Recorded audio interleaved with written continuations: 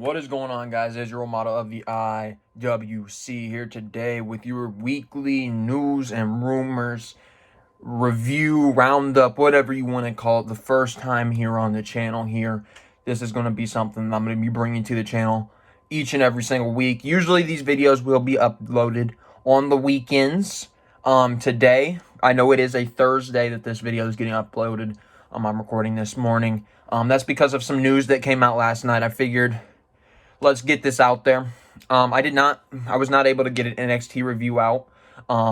My internet was not doing very well on Tuesday night because I do have family in this house that were on the internet and the internet was being slow.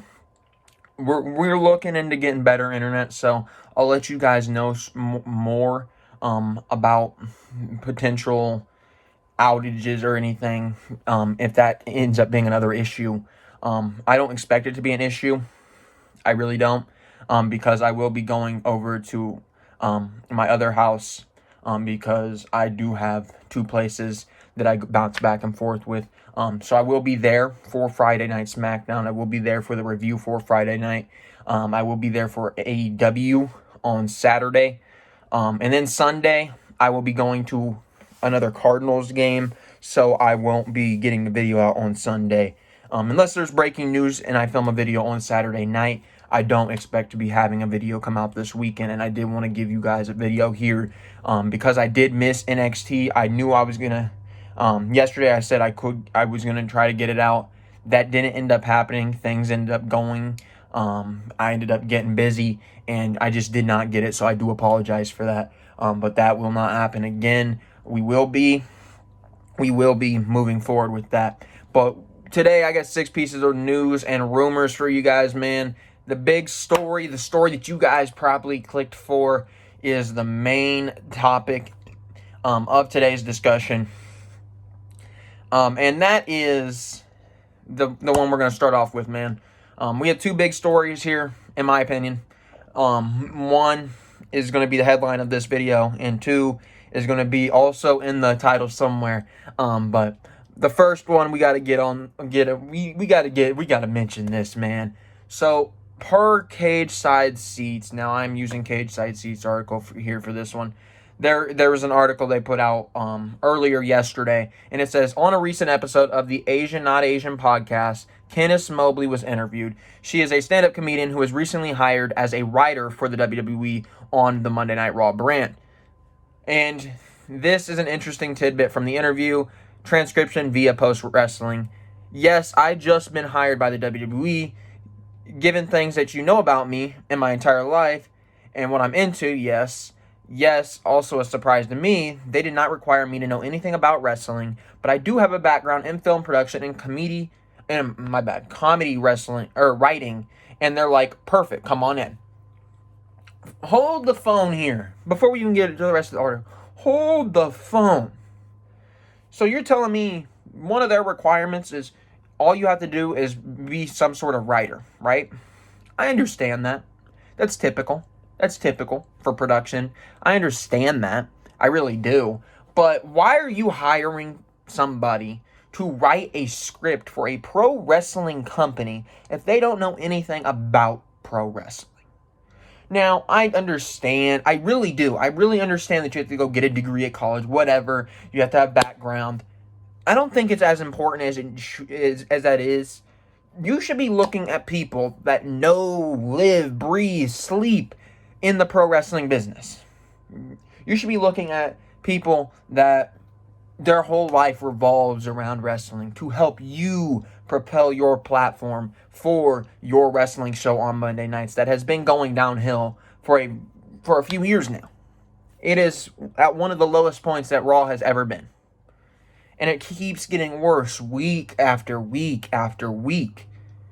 You're not going to help your situation when you don't have people that know the business working for you in your creative team, on your creative staff, writing your stories or writing your feuds, writing anything and everything. You're not going to, yes, something you could, for example, she said she's into comedy writing. I'm sure that one of these comedy segments that we're going to see from from Mobley here is probably going to be written from her. It's probably going to be hers. I do not believe that is what you should be striving for, though. Yes, there's a place and a time for everything. Yes, there is a place for comedy writing in wrestling. There is a comedy wrestling niche that you could go, niche, however you pronounce it. You could go out there and you can explore. Yes, you do have an opportunity to do that. But you should have familiarized yourself with the business. You should have a little bit of knowledge what works, what doesn't work.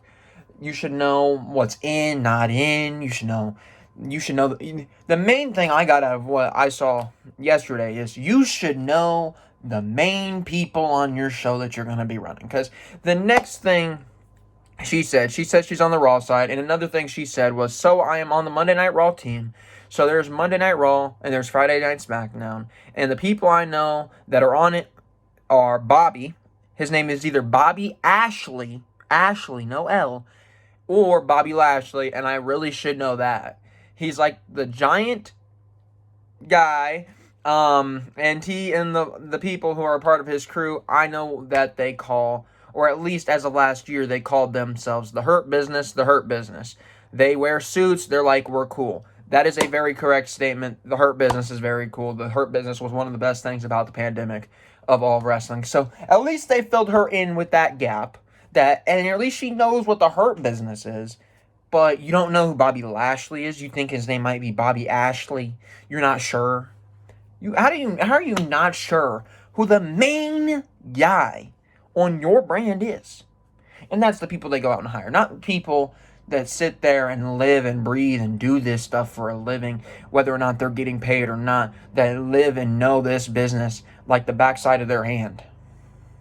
They don't care about those people. They rather push them to the side, say, oh, they're just smart marks, this, that, rather than taking their advice. Hey, there's this person that's offering this suggestion and maybe pushing a Ricochet.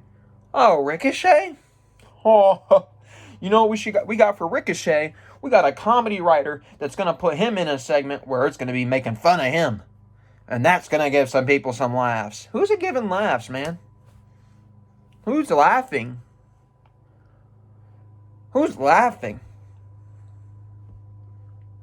I don't understand why. Yes, I understand that usually to get certain jobs, you have to have a degree. You have to have some sort of background of a career, a writing career here in this situation, a production career in this situation. But that's not all that's necessary. That is not what the WWE should be hiring upon. That is what yes, you could, I'm not necessarily saying require it, but it could be a heavy consideration part to an application that they potentially look at. But you shouldn't be bringing in people that don't know about wrestling. Because at the end of the day, those people are going to be the ones sitting there, and they're going to be the ones booking a Seth Rollins feud. Those guys are going to be the ones responsible for what we see on television, whether it's a Seth Rollins, whether it's an Alexa Bliss, whether it's a Bray Wyatt, whether it's an Elias, whether it's a Jackson Riker, whether it's a Rey Mysterio. It doesn't matter whom it is. At the end of the day, that person is going to be directly related to a storyline eventually. And that means that their lack of knowledge of the business is going to be infiltrated somehow into the show that you're producing. Yes, you can sit there and you can say, well, they know how to be a creative writer. That's good, but there's two different styles of creative writing. There's creative writing at the aspect that they know it, and there's creative writing at the aspect of a wrestling perspective, where you build a storyline, and this isn't some fictional storyline. This is a storyline that has to play out on television. It has to make sense. It can't have loopholes. It can't have this. It can't have that. Like the Alexa Bliss thing with her possessing people. That is not what wrestling is. I'm not saying there's not a time and a place to it. Bray Wyatt had a perfect time and a place for it with the Firefly Funhouse. That would be fine if they kept that on the Firefly Funhouse with Alexa Bliss. But once you start infiltrating things like that into wrestling, like they did with an Alexa Bliss, and then you go out there and you have Alexa Bliss beat a Shayna Baszler, probably booked by somebody who is not familiar with Shayna Baszler in NXT, how dominant she was part of the Four Horsewomen with Ronda Rousey. Once you start having those people get their hands in on that creative decision and mixing things up. I know final say goes to Vince, but you don't think Vince doesn't know everything. He's not going to be... Yes, he is the end-all, be-all of before it gets on television, but he doesn't know everything. If you're gonna give him something that he thinks is funny, he's going to put it on the show. Because Vince he's like a child, man. He really is. He has this sense of humor that he preys upon. If he gets a chuckle out of it, he will let it happen. It doesn't matter if it makes sense or not. But this is wrestling. This is not some child's show. It's turning that way, but it should not be booked as some child's show.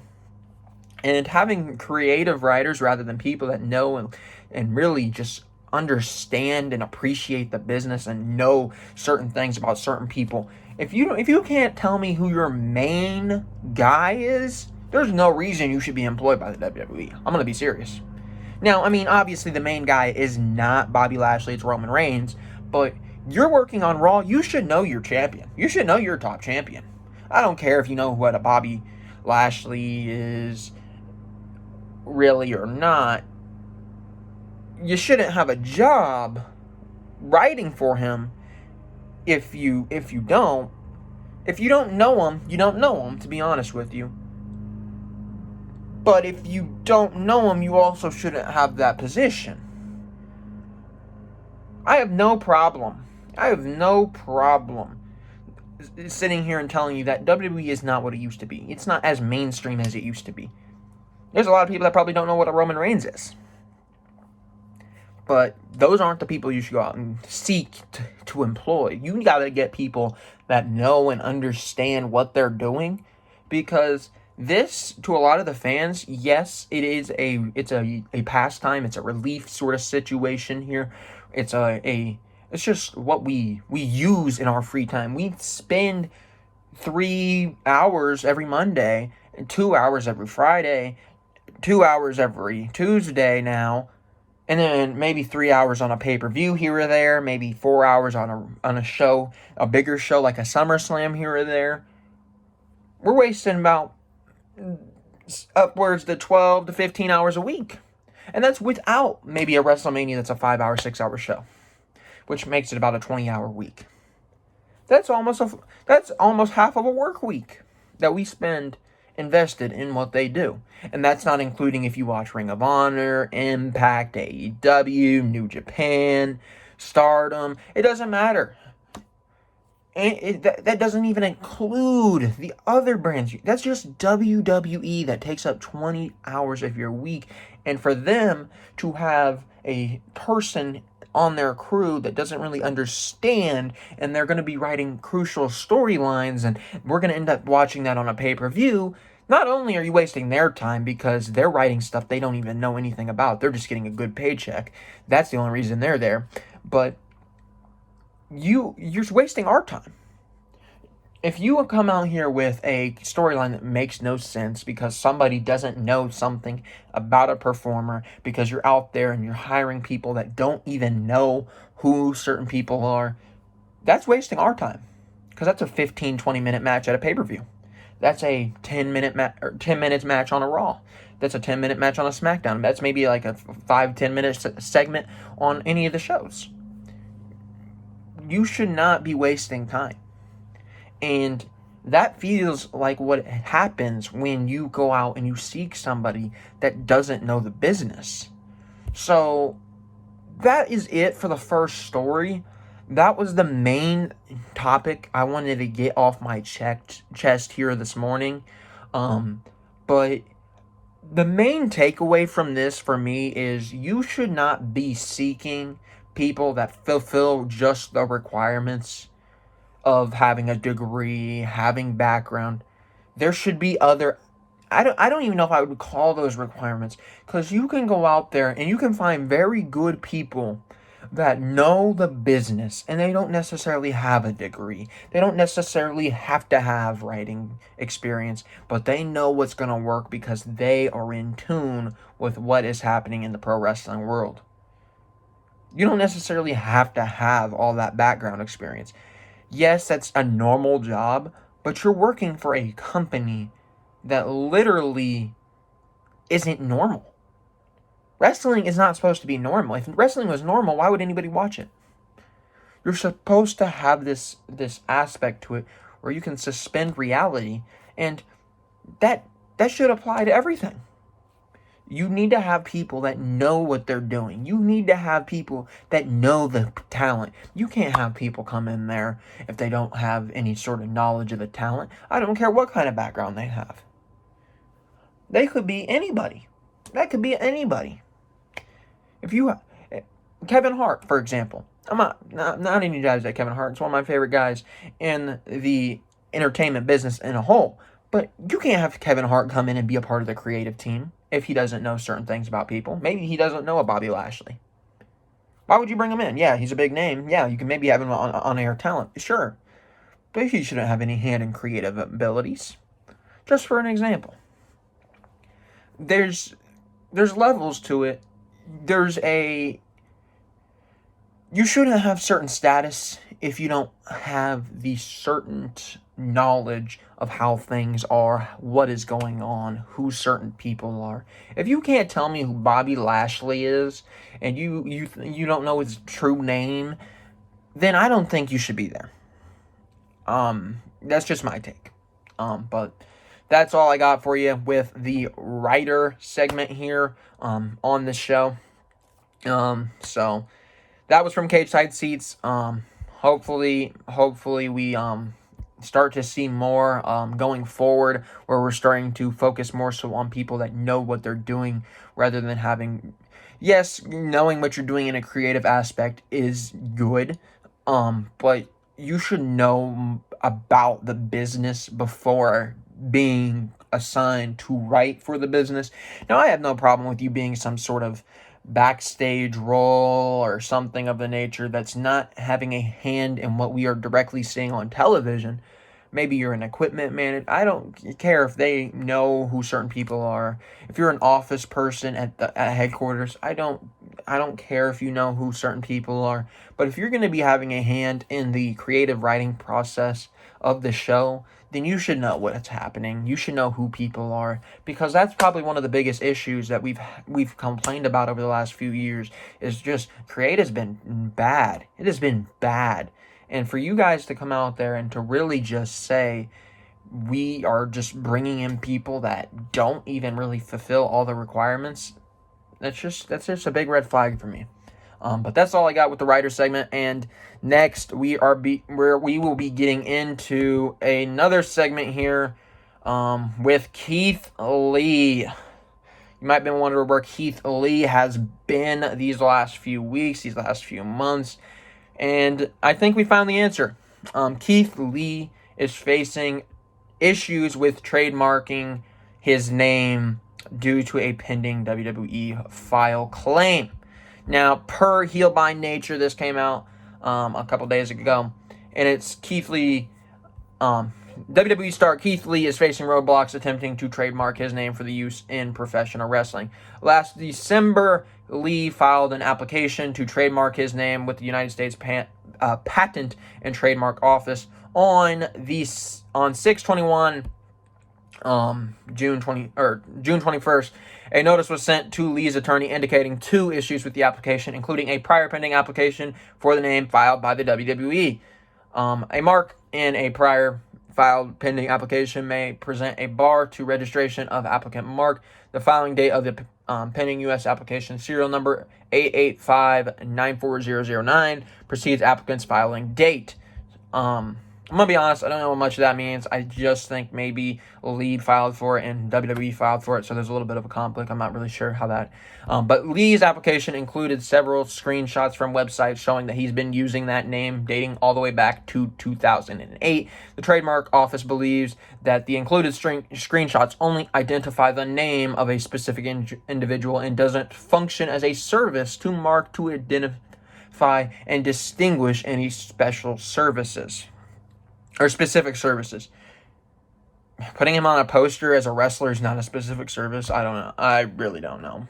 I'm not into the legal aspect of patents or anything like that. So I just want to inform you guys why Lee is not on television. He filed the application under the entertainment services, so including advertisements, posters, or merchandise bearing the name they would like result in a better outcome. Registration is refused because the applied for mark as used by the specimen of record is a personal name that identifies only the name of a specific individual or group. It does not function as a service mark to identify and distinguish an applicant's services from those of others, and indicates the source of applicant services. The personal name of any individual or group is registrable as a service mark only where the record shows that it is used in a manner that would be perceived by consumers as identifying the services in addition to identifying the person or group. In this case, the specimen shows the applied for mark used only to identify the name of an individual group and not as a service mark for applicant service because he used the specimen of record. The wording Keith Lee appears to refer to the name of an individual, not an identified service. And then it goes on to offer ideas of things. But that's a thing we've been seeing more and more now. People aren't allowed to use their name. I don't understand it, to be honest with you, because I don't think Brody Lee had much issue with that. I mean, obviously it's not his actual name. But I don't think that Jon Moxley had any issue keeping that. I don't know necessarily much about the trademarking. But there's a lot of guys that use their name. Eddie Kingston, I'm wearing his shirt. Those are names that it can be normal names. That's just as normal as Keith Lee, Eddie Kingston. There's a lot of guys that have names like that. I mean, I don't really understand that. I'm going to be honest with you. WWE also faced roadblocks attempting to trademark Keith Lee's name, which they originally filed for in August 2019. December 2019, the trademark office sent WWE a letter seeking a signed consent form from Keith Lee, and the company failed to provide that document, and their application was abandoned. So apparently Keith Lee missed signing up, and somebody messed it up somehow, whether it's a person forgot to hand it to him, he didn't want to sign it, whatever. Somebody missed their first opportunity at that. WWE petitioned to revive their application this past March, but they were told that they must provide a signed document from Lee to secure the trademark, and once again they faced abandonment. Jeez, man. The previously attached evidence shows that Keith Lee is a well-known wrestler, and thus the mark would lead to an assumption that he is associated with applied for services. The refusal under Section 2C will be withdrawn if applicant provides both of the following: a statement that the name shown in the mark identifies Keith Lee, a living individual whose consent is of record, a written consent personal signed by the individual whose name, signature, or portrait appears in the mark, authorizing applicant to register the identifying matter as a trademark and or service mark with the USPTO. For example, an applicant use, if applicable, the following: I, Keith Lee, consent to the use and registration of my name as a trademark and or service of the USPTO. So, then we also have another update here, and it says WWE has up until September to get a signed consent form if they're going to move forward with that application. So, in order for Lee to be able to get his own, I think he wants the trademark of it. WWE must abandon their old one so it can get canceled. So this has been a big area of concern for a lot of people. I know I brought it up too this past week with the qualifying matches on Monday Night Raw for Money in the Bank, Why don't you have a Keith Lee in there? Why don't you have an Ali in there? And this might be the answer with Keith Lee. You don't have Keith Lee on because obviously Keith Lee is going through some trademarking issues. They don't have the name, and you really don't want to go out there and potentially be held liable for anything like that. I don't know how it necessarily worked transferring from NXT and WWE and why they wouldn't have already trademarked or anything of that nature, to be quite honest with you, or why Keith Lee doesn't have a trademark. But that explains why Keith Lee's been off television. So if any of you have been wondering where Keith Lee has been, what he's been up to, it's been through that legal process, trying to get his name trademarked. So could be another month, could be another 2 months, could be up until September. Who knows how long it's going to be, man. It could be a couple more months before we see Keith Lee back in a WWE ring. I know it's unfortunate. I know that's something that we don't like to hear, especially knowing how good Keith Lee is. But that's what's holding him back right now. It's nothing. There's no injury. There's nothing of that nature, at least that I'm saying, that is holding Keith Lee back. It is just a trademarking issue. Hopefully they figure it out soon. But if they don't, we could be missing Keith Lee for a few more months. Then we have yet another article here from Cage Side Seats. And this one is questionable. I don't know why this is coming out. I really don't. And it regards the NXT champion, the current NXT champion, Karrion Kross, and his woman next to him, Scarlett Bordeaux. I don't know, man. I don't know. But Cage Side Seats reports. There reports last week that the NXT champion, Karrion Kross, and Bronson Reed wrestling dark matches prior to SmackDown. And I also believe that he was wrestling a match on Raw. Or, I don't know if he was necessarily. He was backstage at Raw, I believe. Don't quote me on that, but I think I saw something that said he was backstage at Raw. So the WWE officials can evaluate him with a first-hand look. The idea is that the WWE wants to shake things up on the main roster for the upcoming draft, and so they are figuring out which superstars which NXT wrestlers to call up to Raw and SmackDown. Listen, Vince, you ain't gotta touch NXT. NXT's already struggling as it is. You ain't gotta touch them. Just let them be. Let NXT be. Let them be. Just leave them alone. You do not need to touch them, please. The latest update to this story is that Kross and Reed both wrestled on last night's main event taping that took place prior to Raw, so he was backstage at Raw. Main event airs Thursdays on Peacock and is generally where the lower card talent like Gulak and Ali.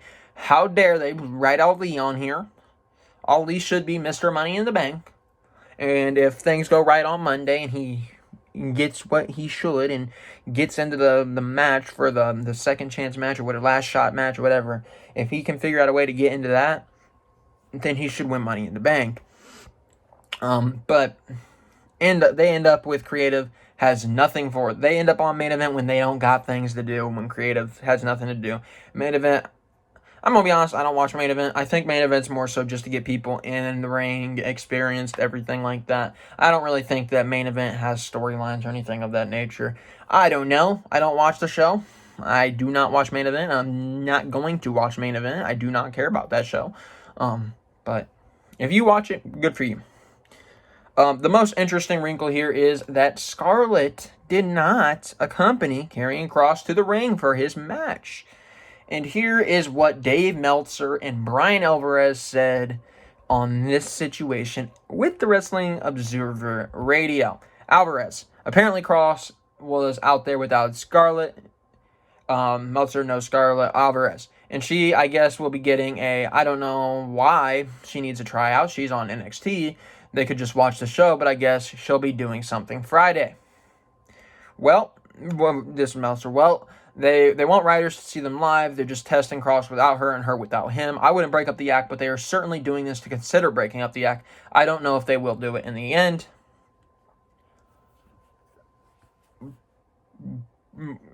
Why?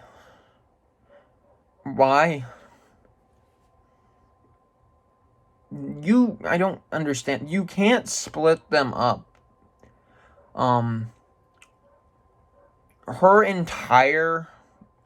entire NXT run, they've been together. When they're both there, they've been together. And they fit perfectly alongside each other. Not only that, but splitting them up, you also have to realize that there's implications along it down the line. Like what we've seen with a Mira Lana situation. They might be split from show to show. One person might not be performing to what they expect, or they might not like a certain one of the two. One goes, and then there's this, well, this person's in this company, this person's in this company. You keep them together. We know that they like to try to do things like this, and then if you become a bigger name like a Becky Lynch and a Seth Rollins, they brought them onto the same brand. Naomi and whichever Uso she's married to, they brought them on the same brand because they're doing good work. But then they had them on the same. They're not, the Usos aren't a Raw name, but this is a real life couple. Karrion Kross and Scarlett are really a couple. It's not a fake kayfabe thing. Yes, in kayfabe, it is a thing, and in real life, it's also a thing. So I don't even know why you'd consider it. I don't think we should be seeing Scarlett wrestle. I really don't. Don't get me wrong, she's okay. She could add a decent amount to the women's division. But I think what's best right now is to have her next to Karrion Kross. It works best. If she wants to wrestle, I would still... It would be okay, I guess. But I wouldn't have her split completely off Karrion Kross and not have her accompany him to the ring or anything like that. I wouldn't have her completely break off from Karrion Kross if she wants to wrestle. She could go wrestle, and then she can come back with Karrion Kross in his matches. You don't have to split them up like that. So I don't really understand why you'd want to split them up. I don't know why you'd be having them potentially broken apart. So hopefully on the main roster that's not a thing. Because that's tough. That's not something you want to really go through. You have one person on a Raw and one person on a SmackDown. That's not gonna be good. Because then you got, not only aren't you're not with each other on those nights, you're not feeding off each other's energy in the ring, you're not at where you're at your best. Karrion Kross at his best when Scarlett Bordeaux is next to him in the ring, when she's out there. That's just a part of his character now. And taking that away is just not ideal. For example, the Authors of Pain. When they took away their guy, they kind of just got, they didn't know what to do. They were just in a flux. They were in a flux. They were good. The Authors of Pain are great. But they needed a second aspect to the characters, to the gimmick. And that's what Karrion Kross is going to end up feeling like, because the Karrion Kross gimmick works because Scarlett's there. Scarlett works because Karrion Kross is there. They feed off of each other. So it's not a very good idea to split them up, in my opinion. Is it going to happen? Who knows? I hope that it does not, for both of these people's sakes. Both of them are very talented. They're both very talented individuals. Splitting them up is probably going to be a major mistake from the company. So hopefully they don't do that, but that's all I got there with that article. One thing I do got to say before I do move on, though, is why fix what's not broke? Triple H he comes up to Vince. And imagine this as a treasure chest. He hands a treasure chest to Vince. He's like, here, take it,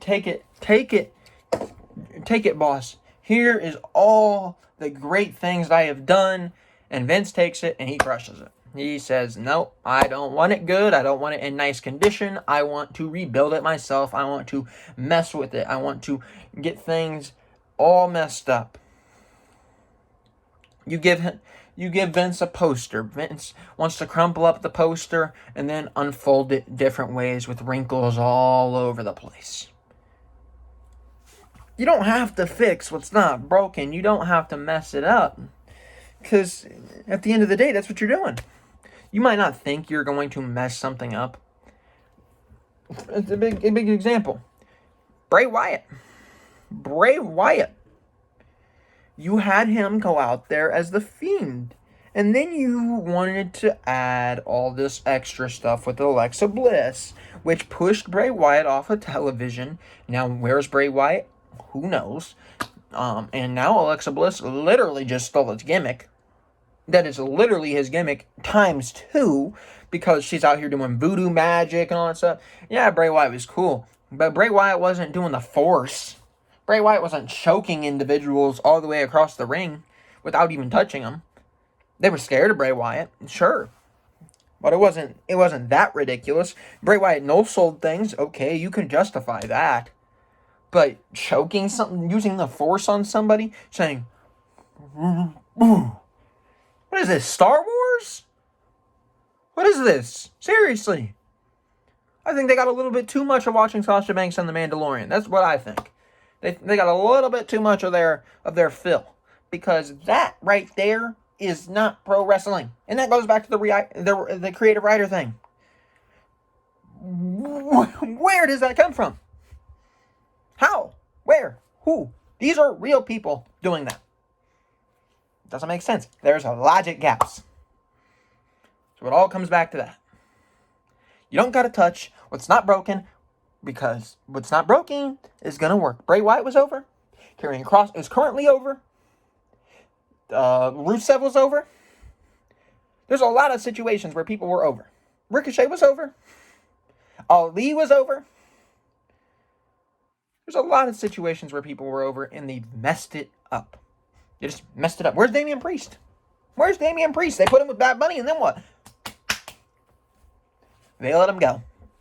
I mean, they didn't actually let him go, but where's he been? He's been back in catering. They pushed him back in catering. Say, bye-bye. Go have some mashed potatoes in catering. Go have some steak. Your services are no longer needed. We do not have Bad Bunny for you to carry in a match. Bad Bunny did good, but you were the guy that got people invested. Congratulations, but we've moved on. Damian Priest comes up. Amazing talent out of NXT, and you know what? Goodbye. You don't have to touch what's not broken, Vince. You don't have to touch things from NXT. Just leave them as there is. Place them on the main roster. They're going to do fine. This goes back to Finn Balor. There's a lot of names. That's why people beg and pray for you guys never to bring up Adam Cole. And it's probably going to happen after SummerSlam. But you wonder why people are scared of the main roster. It's because of that. You want to do things like this. You're interested in bringing Karrion Kross up. You don't have to touch his gimmick. You don't have to touch what's going on with him and Scarlett. You don't have to touch anything. You just leave it as it is. You go forward. You book a storyline for him. And you make things good on television. But that's not what you want to do, because you can't control the fact, or you can't accept the fact that maybe, just maybe, somebody like Triple H knows better than what you do on his show on NXT, because he's booking a character that could succeed on Monday Night Raw, could succeed on SmackDown, and could be one of the better things in your entire business and company. You can't accept that fact. You gotta change things. You gotta take things here. You gotta take things here. You gotta move things around. This is not your doing. Karrion Kross isn't accoladed to the accumate, or whatever the word is, with the fans. We're not accustomed to seeing a the reason why we were fans of Karrion Kross is not because you were moving pieces, it's because of the way he was built in NXT. Let me fix this up here real quick, because it shifted. But you don't have to touch things. He's like a little kid. You give your little kid a glass container. You say, here, you could play with this on the ground, do whatever, just don't break it. And then the next thing you know, the little kid just slaps it against the ground, throws it against the ground. Don't worry, that's just an empty can. But he just slams it against the ground. You say, hey, maybe you give your kid some Legos. Here, have some Legos. The pieces all fit. They all make sense. Here's a Lego set. Then your kid just throws it into the wall. It shatters everywhere. That's what Vince is. He is a little kid that wants to mess and play and do everything that he's told not to do. You tell your kid, hey, don't go up there and reach on the counter and take that off the counter because that's going to mess things up. That's paper that I need for work. What's the kid going to do? He's going to pull the paper. He's a rebellious kind of guy. He's going to rebel. That's what Vince is. So if you do something good, he will go in there and he will put his hands on it and he will try to ruin it in any way possible. That's what Vince McMahon does. Let's move on to the next report. There is two more before I can get on out of here with you guys. We had to go on a little bit of a rant there. Vince, if you're listening, I know you're probably not. If you're listening, hello, please change things. I doubt you're listening, but if you are, I'm open to give you some advice on how to write a show. I'm serious, Vince. Just DM me on Instagram, man. That's simple. Or Twitter. Next we have Big E. Big E could be making his way to the red brand in 2 months' time. This is another report by Heel by Nature. But it's an interesting one. We see the WWE surprised fans last year when they split up one of the most popular factions in the WWE of all time, The New Day. In a shock move, Stephanie McMahon announced during the WWE draft that Big E would be moved to SmackDown, putting the group on separate brands for the first time since they came together in 2014. Since their breakup, Big E's held the Intercontinental Championship, whereas Xavier Woods and Kofi have gone on to make a 11-time WWE Tag Team Championship run. The group has made several appearances together on television due to WWE pay-per-views being multi-branded. We could see the New Day back on the same brand, though. WrestleVotes reports that there was an idea brought up to have Big E moved over to Raw in the WWE draft, which is reportedly the week after SummerSlam. It was noted that the group would essentially be back together without being a team officially, as Big E would continue a single run into the Raw main event scene. Yes, that's what you need to do. If you're doing it after SummerSlam, if you're gonna move E over after SummerSlam, then I don't know what your SummerSlam match is, because if it's Lesnar and Lashley, I don't know which way you go. But Big E is a guy that I think probably should be built to take up the championship eventually. But if you're doing it after you don't want Big E to win the championship at a Backlash, at an elimination you want him to win it at like a Royal Rumble. You want Big E to win it at a WrestleMania. You want Big E to win at one of the big five. That's where you want Big E to win. You don't want him to win at some B tier show. That's not what Big E needs. Big E is a very, very charismatic guy. Once live crowds get back going, Big E, I'm sure, is going to have a phenomenal reaction. People love Big E. They love Big E. So to have Bobby Lashley go into potentially this fall with the title, if he retains at SummerSlam, because he's not losing it anytime before SummerSlam. If he goes into it with that, then Big E, I think, might be at the wrong place, wrong time. But the one thing I did get out of this is they didn't say it was going to be right away. They said they want to push him towards it. So hopefully that means a Mania, a Rumble, something along those lines. Maybe Big E wins the Royal Rumble. I wouldn't be against that. But I don't know necessarily what you do with Lashley going out of SummerSlam if it's not Big E. And if maybe, I don't know necessarily who gets switched here or there, who goes wherever. But it's going to be interesting. It's going to be interesting. It's going to be a good situation to monitor there with Big E. Big E does need to move on to do bigger and better things than the Intercontinental Championship. Big E has the second level to him that I think a lot of the people that I think could be champions and should be champions have this thing I call the second level to them, where they're a charismatic individual, they're good in the ring, and they just know how to work, and they feel like they could be one of the better champions that we've seen. I think of Ali in the same nature. Big E and Ali, to me, are very similar. Obviously, stature, one's muscular, one's more of an athletic, skinnier build that's going to do certain things in the ring, but they're both the same kind of person to me that I could envision them being world champions. Bobby Lashley dropping it to Big E could be great for Big E. If you have Bobby Lashley go on at SummerSlam and beat Brock Lesnar, and then have him run through everybody up until WrestleMania against a Big E, that's a great moment for Big E. That's a phenomenal moment for Big E. Having Lashley put over Big E, that could be great. It could be great. So that's definitely something we're going to have to pay close attention to. If they do send Big E over to Raw, I think that is probably the direction that they're going to plan to go. I hope that is the case. That sounds like good television to me. Big E deserves that spot. Big E he's busted his tail for the last however many years, man. He's been in there ever since back with Dolph Ziggler, and AJ Lee used to be the muscle of that group, man. And he fought his way up. He became very popular in the New Day. Then he split off on his own last year. Big E's done fine. He's done fine for himself. So, be interesting to see if he can get something going. And then the last one, we're back to cage side seats, which is a John Cena. I know this hasn't happened very often lately, but we get John Cena news, yes. But there's reports and rumors that have came out recently, and it looks like it is a virtual lock for the WWE to bring back John Cena. They have reached a deal for his return to the promotion in July. It's in July we're going to be seeing, or at least there's a deal that we're going to be seeing John Cena in July. The idea is that he will be wrestling a match in August at SummerSlam 2021, possibly against Roman Reigns. So that all but confirms that match. I think everybody had a good idea that was going to be what they want. But there is some things holding it back.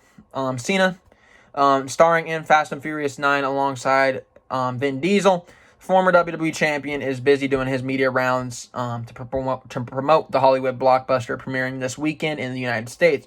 Cena's appearance last night on The Tonight Show, starring Jimmy Fallon, the host, asked what the deal is with all the rumors. Cena responded saying that he's indeed coming back. Those rumors are true. I'll definitely be back to the WWE. I just don't know when.